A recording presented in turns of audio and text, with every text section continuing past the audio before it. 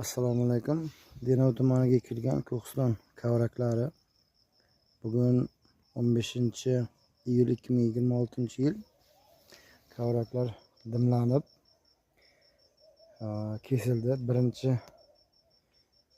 kesimdan keyingi hosilni olish jarayoni. Bizda agatga ekilganligi uchun, mana shunday 70lik agatni ikki tomoniga ekilganligi uchun kavlab chiqib, orasi bir-biriga juda yaqin. Shuning uchun 6lik simdan ustiga tortib, har joyga mana shunday sim qo'ydik. Buni endi ip tortamizda oddiy piyoz ekkan vaqt mana urug'ni ustiga tortadigan qog'ozdan tortyapmiz. 1 metrlik qog'ozdan. Mana kavraklarni birinchi kesimini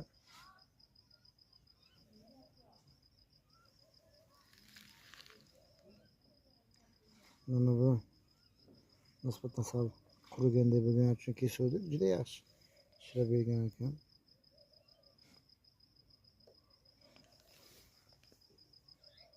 Mana qurganlari.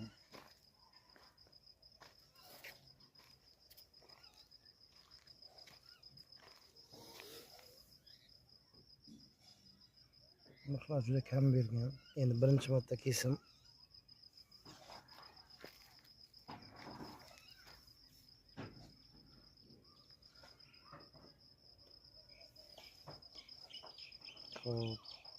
Qog'ozni tayinli ko'rsataman hozir.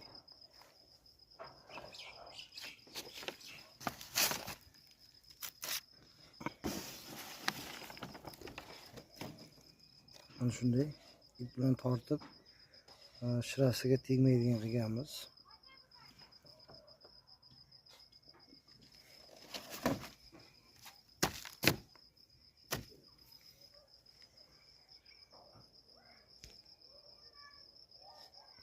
Yetti qator 2,5 mingta ekilgan edi.